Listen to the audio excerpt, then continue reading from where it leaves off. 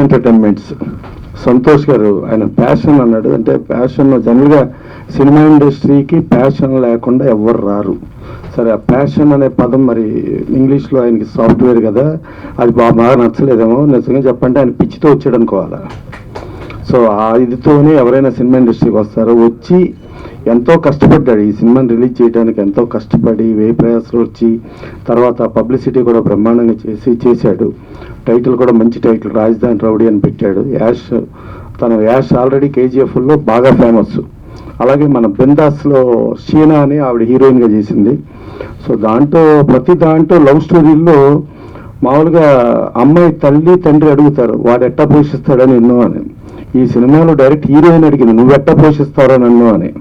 So అప్పుడు దాని నుంచి డబ్బు లేకపోతే కుదరదు అనే దగ్గర హీరో ఎలా మారాడు, ఏంటి అసలు ఇవాళ సొసైటీలో ఏం జరుగుతుంది, వాళ్ళ సొసైటీలో డబ్బు ప్రధానం అని అనుకుని ఆ డబ్బు కోసం ఎన్ని రకాలుగా ఎన్ని క్యారెక్టర్లు మారుతున్నాయి అని అనుకుని ఆ మారిన తర్వాత క్లైమాక్స్కి వచ్చేటప్పటికి ఇనీషియల్గా ఎవడైనా కష్టం మామూలుగా ఒక మంచితనం ఒక నీతి నిజాయితీ కష్టపడుతుందేమో కానీ అల్టిమేట్గా మంచితనం నీతి నిజాయితీ గెలుస్తాయి.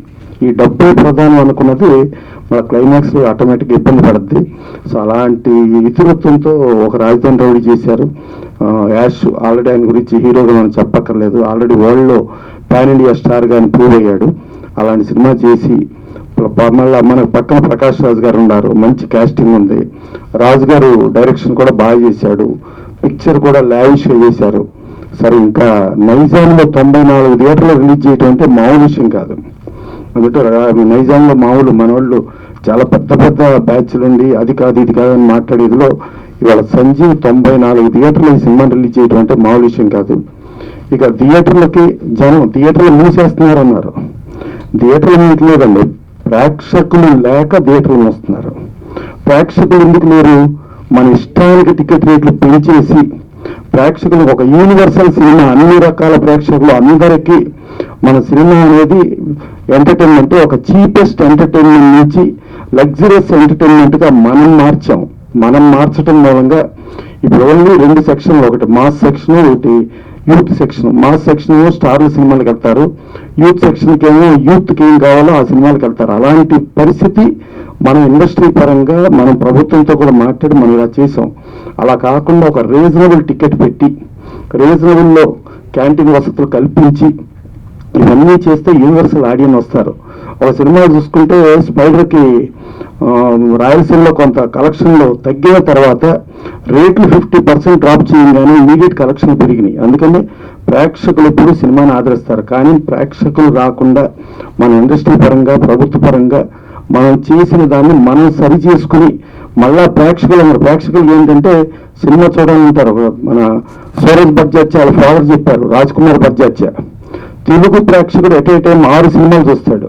ఇలాంటి ప్రేక్షకుడు ప్రపంచంలో ఎక్కడా లేడు అని చెప్పి ఆయన కర్తవ్యం, ఆడది, మనసు అంత టైంలో ప్రేమ పవరాలు రిలీజ్ చేశారు. 4 ఓపెనింగ్స్ అద్భుతంగా వచ్చినాయి. కర్తవ్యం సూపర్ హిట్, మనసు అంత రామోజీ గారిది 100 డేస్, ప్రేమ పవరాలు సూపర్ హిట్. అలాంటి తెలుగు ప్రేక్షకుల్ని ప్రేక్షక దేవుళ్ళు అనే వాళ్ళని మనం ఇబ్బంది పడుతున్నాం. ఆ ఇబ్బంది నుంచి మనం ఆలోచించి డెఫినెట్గా ఇప్పుడు అక్కడ మంచి ప్రభుత్వం వచ్చింది, ఇక్కడ మంచి ప్రభుత్వం వచ్చింది.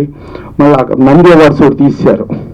ఎక్కడైతే కవులు కళాకారులకి విలువ లేదో అక్కడ ఆ రాజ్యం సుభిక్షంగా ఉండదో ఆ రాజ్యం దుర్భిక్షంగా ఉంటుంది, ఆ రాజ్యం కూడా దరిద్రంగా ఉంటుంది.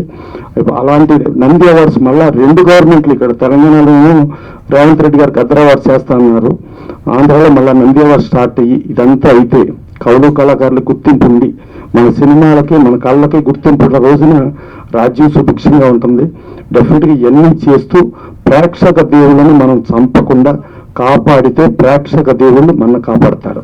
డెఫినెట్గా అప్పుడు మంచి సినిమాలు వస్తాయి. మంచి సినిమా ప్రతి సినిమా రాజధాని రౌడీ ఆయన చెప్పారు C క్లాస్లో 12,000 అని, సగం టికెట్ రేట్ చేద్దాం, ఎక్కువ ప్రేక్షకులు వస్తారు, 24,000 వస్తుంది. సో ఇవన్నీ మనం ఆలోచించుకుని చేయాలి. మంచి సినిమాను ప్రోత్సహించాలి, ప్రేక్షక దేవుళ్ళని మనం ఆదరించేటట్టు ప్రేక్షక దేవుళ్ళు మనల్ని దీవించేట్టు చేద్దాం. Thank you. మాతో మీ వ్యాపారాన్ని పెంచుకోండి. అన్ని రకాల వ్యాపార ప్రకటనలు మా IOTT ప్లాట్ఫారంలో వేస్తాం.